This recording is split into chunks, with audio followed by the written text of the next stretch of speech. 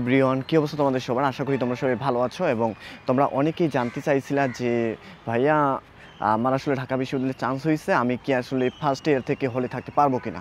হ্যাঁ, তোমরা হলে থাকতে পারবা, কারণ তোমাদের জন্যই তো আসলে হল। আর হল হচ্ছে স্টুডেন্টদের জন্যই তো, তোমাদেরকে থাকার জন্য অবশ্যই জায়গা করে দিবে। আর এটা ফার্স্ট ইয়ার থেকেই মূলত সিট পেয়ে যায়। যদি তোমার আসলে ভাগ্য ভালো থাকে, তুমি যদি সিট পেয়ে যাও তাহলে তো তুমি ফার্স্ট ইয়ার থেকেই থাকতে পারবা। আর যদি তোমাকে আসলে সিট না দেয় বা সিট স্বল্পতা থাকে, এটা আবার সব হলেই আসলে তোমাকে ফার্স্ট ইয়ারে সিট দিয়ে দিবে এরকম কোনো ব্যাপার না। যেমন আমরা ফার্স্ট ইয়ারে গণরুমে ছিলাম, সেই জায়গাটা অনেক কষ্টকর। এখন আসলে গণরুমগুলোকে উঠায় দেওয়া হয়েছে, যার কারণে স্টুডেন্টদের তারপরেও ফার্স্ট ইয়ারে সিট পেয়ে যায়। আমরা দেখেছি যারা আসলে আমাদের জুনিয়ররা এসেছে তারাও ফার্স্ট ইয়ারে সিট পেয়েছে, আমরাও যেমন ফার্স্ট ইয়ারে সিট পেয়েছি, ওরাও হচ্ছে ফার্স্ট ইয়ারে সিট পেয়েছে। তো এখানে একটা বিষয় আমি বলে রাখি, যে এই ব্যাপারটা হলে ওঠার যে ব্যাপারটা, সেটা হচ্ছে আমাদের ঢাকা বিশ্ববিদ্যালয়ে 21টা হল আছে। তো 21টা হল আসলে তুমি যখন আসলে তোমাকে সাবজেক্ট দিয়ে দিবে, তখন কিন্তু তোমার সাবজেক্টের সাথে সাথে তোমাকে একটা হল অ্যাটাচ করে দিবে। তো তোমাকে আসলে ওই হলে উঠতে হবে, অন্য কোনো হলে তুমি আসলে উঠতে পারবা না। তোমাকে সাপোজ ধরো বিজয় একাত্তর হলে সিট দিয়েছে, তো তোমাকে বিজয় একাত্তর হলে গিয়ে উঠতে হবে। ওই হলে যদি আসলে সিট খালি থাকে তাহলে কিন্তু তুমি একটা সিট পেয়ে যাবা এবং ওইখানেই তোমাকে থাকতে হবে। তো ফার্স্ট ইয়ারে আমরা দেখি ডাবল করে থাকতে হয় আর কি। তো ডাবলিং সিট দিতেও পারে, তোমাকে সিঙ্গেল সিট দিতে পারে, এটা ডিপেন্ড করে আসলে যদি সিট সংখ্যা বেশি থাকে বা এমনি পড়ে থাকে তাহলে তো তোমাকে আসলে সিঙ্গেল সিট দিতে স্যারদের কোনো আপত্তি নেই। বাট সিট যদি না থাকে তখন কিন্তু তোমাকে ডাবলিং করে থাকতে হতে পারে। ডাবলিং মানে হচ্ছে এক বেডে দুইজন।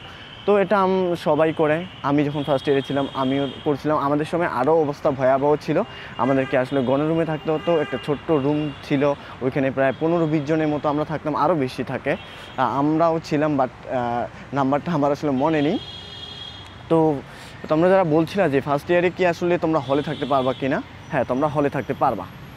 তো আর ছেলেদের হলের ক্ষেত্রে আমি বলি, ছেলেরা আসলে নর্মালি যখন আসলে যারা বাইরে থেকে আসে তারা কিন্তু অটোমেটিক্যালি হলে চলে আসে, এবং হলে চলে আসলে কোথাও না কোথাও তোমার থাকার জায়গা তুমি পেয়ে যাবা। আর মেয়েদের ক্ষেত্রে ফর্মালি আসলে হল অ্যালট দিয়ে দেওয়া হয় এবং তাদেরকে আসলে ওইভাবেই সিট দেওয়া হয়।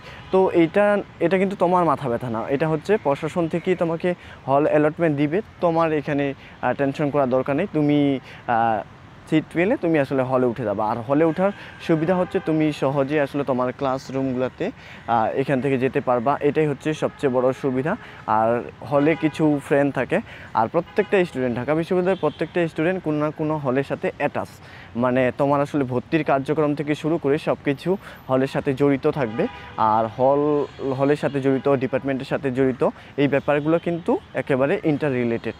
তো তুমি হলে উঠো বা না উঠো, তোমাকে একটা হল দিয়ে দিবে, বাট তোমাকে সিট দিচ্ছে না, শুধু অ্যালট করে দিবে।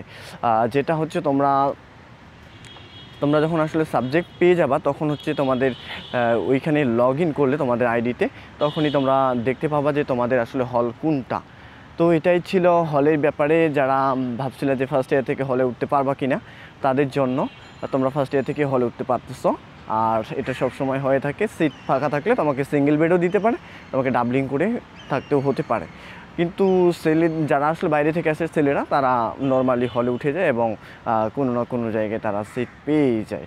আর হলে এইভাবে আসলে থাকতে হয়, যেহেতু ফার্স্ট ইয়ার একটু তোমার হয়তো কষ্ট করে থাকতে হতে পারে, বাট সেকেন্ড ইয়ার বা থার্ড ইয়ারে গিয়ে তুমি আসলে সিট পেয়ে যাবা। এটাই ছিল হল অ্যালটমেন্টের যে ব্যাপার। আর তোমাদের যদি কোনো কিছু সম্পর্কে জানা থাকে তোমরা কমেন্টে জানাতে পারো, আমি সেটা নিয়ে ভিডিও দেওয়ার চেষ্টা করব। Good bye.